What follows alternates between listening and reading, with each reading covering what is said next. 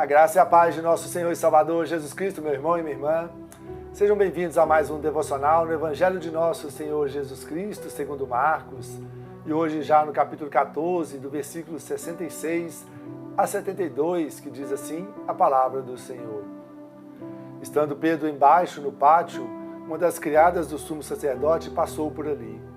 Vendo Pedro aquecer-se, olhou bem para ele e disse: Você também estava com Jesus, o Nazareno. Contudo, ele o negou, dizendo: Não o conheço, nem sei do que você está falando, e saiu para o alpendre. Quando a criada o viu lá, disse novamente aos que estavam por perto: Este aí é um deles. De novo, ele negou. Pouco tempo depois, os que estavam sentados ali perto disseram a Pedro: Certamente você é um deles, você é Galileu. Ele começou a se amaldiçoar e a jurar: Não conheço o homem de quem vocês estão falando. E logo o galo cantou pela segunda vez. Então Pedro se lembrou da palavra de Jesus que lhe tinha dito: Antes que 2 vezes cante o galo, você me negará 3 vezes. E se pôs a chorar. No vídeo de número 44, nós vimos que Jesus avisa Pedro que ele vai negá-lo, que ele vai traí-lo. Se você ainda não viu, veja aqui no YouTube. Pedro, mesmo sendo um apóstolo, ele era um homem de altos e baixos. Em alguns momentos ele era ousado, em outras covarde. Algumas vezes era valente, nas outras era fraco. E ele lembra a nós, não é mesmo? Seres humanos. Pedro tinha prometido que ainda que todos abandonassem a Jesus, ele não, ele jamais faria isso. Mas na hora da verdade ele abandonou o seu Senhor e fugiu com os outros naquela noite da prisão de Jesus no Getsemane. Veja aí também o vídeo de número 46.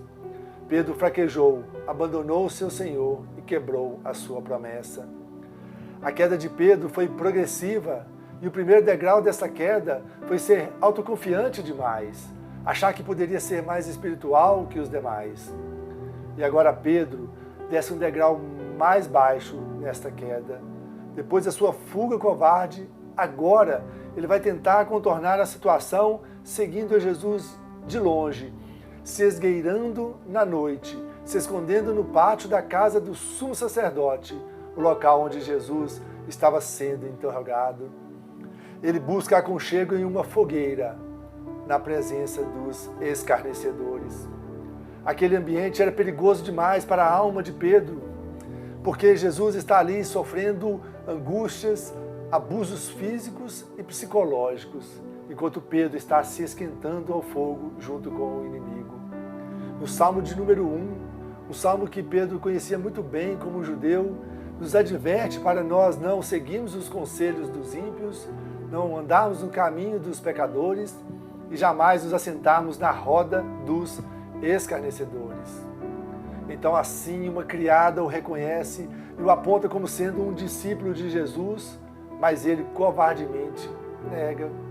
O Pedro seguro de si, autoconfiante, que prometeu ir com Jesus à prisão ou até à morte, agora torna-se um medroso e nega a Jesus. O Pedro que achou que era mais espiritual que os demais, que era mais forte que os outros apóstolos, agora está negando tudo de mais importante em sua vida. Ele estava negando o seu nome, ele estava negando a sua fé, ele estava negando o seu apostolado, ele estava negando o seu Senhor. E o pior é que Pedro não somente nega que é discípulo de Cristo, mas ele faz isso com juramento, ele nega com ênfase, com muita ênfase. Ele empenha a sua palavra, a sua honra e a sua fé para negar a sua relação com o Filho bendito de Deus. Mas Pedro ainda não chegou ao fundo do poço, porque além de negar com juramento, ele vai cair de uma forma ainda mais vergonhosa, porque ele vai começar a amaldiçoar e praguejar contra si mesmo. Eu fico imaginando as palavras do Senhor ecoando na mente e no coração de Pedro: se alguém se envergonhar de mim e das minhas palavras, dessa geração adúltera e pecadora, o Filho do Homem também se envergonhará dele quando vier na glória do seu Pai com seus santos anjos. E Jesus também vai dizer em Mateus 10:33 que aquele que me negar diante dos homens, eu também o negarei diante do meu Pai que estás no céu. Assim podemos aprender algumas lições com a negação de Pedro. E a primeira delas é quão terrivelmente alguém pode cair em pecado. Pedro era um apóstolo, um homem que conhecia muito a Cristo, que tinha uma relação íntima com Ele, mas mesmo assim o negou. A segunda lição é como uma pequena tentação pode provocar uma grande queda. Porque Pedro não nega Jesus diante do temido tribunal do Sinédrio, ele nega Jesus diante de uma criada. Contudo, porém, todavia, o melhor ainda está por vir, e alguns fatos conduzirão Pedro ao arrependimento. E o primeiro deles é o olhar de Cristo para ele. O olhar foi de repreensão, sim, mas também foi um olhar de amor. E o segundo fato foi Pedro lembrar-se das palavras de Jesus, que tinha avisado a ele que antes que o galo cantasse 2 vezes, 3 vezes ele o negaria. E foi isso que literalmente acabou de acontecer. E o terceiro fato é que Pedro caiu em si.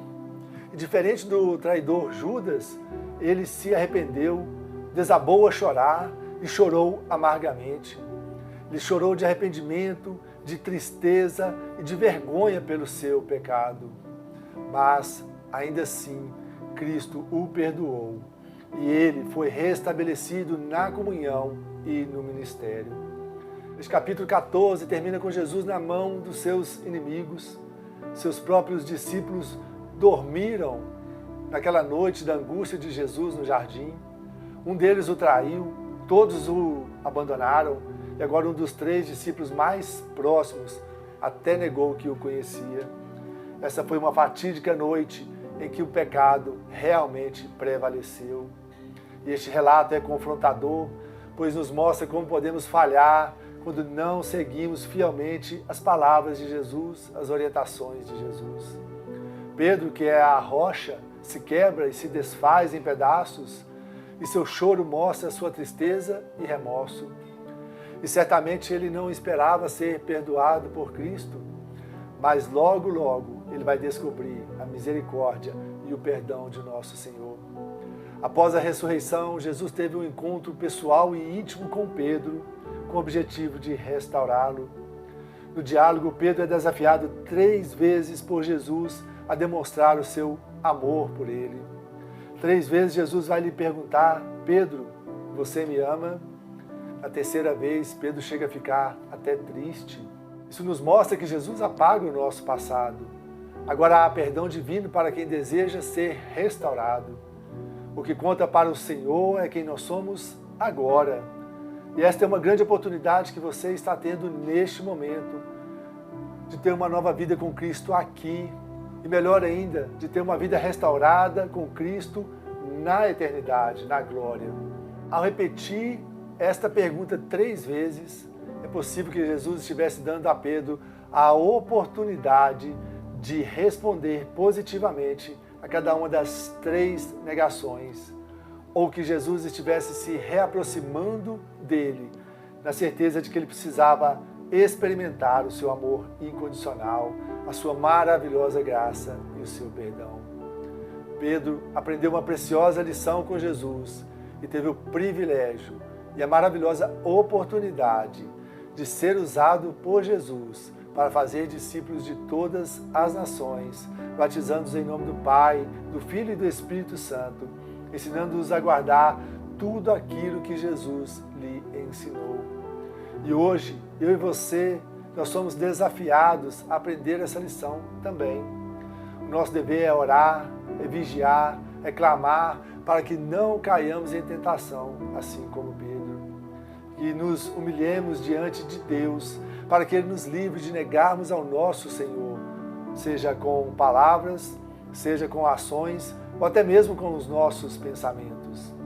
E se em algum momento falharmos, se em algum momento nós cairmos, devemos nos voltar rapidamente para Jesus, confessar que Ele é o único e suficiente Senhor e Salvador de nossas vidas, confessar os nossos pecados e pedir perdão, clamando a Deus que nos restaure e nos use para a glória do nome dEle. Que você seja como Pedro, o Pedro transformado, uma pessoa de valor para o reino, um instrumento nas mãos de Deus para apresentar a Jesus a muitas pessoas ao seu redor e que essas pessoas tenham suas vidas impactadas e transformadas através de você, através do seu testemunho e através da sua pregação. E que Deus te abençoe, te guarde e te ajude a perseverar na fé, em nome de Jesus. Amém.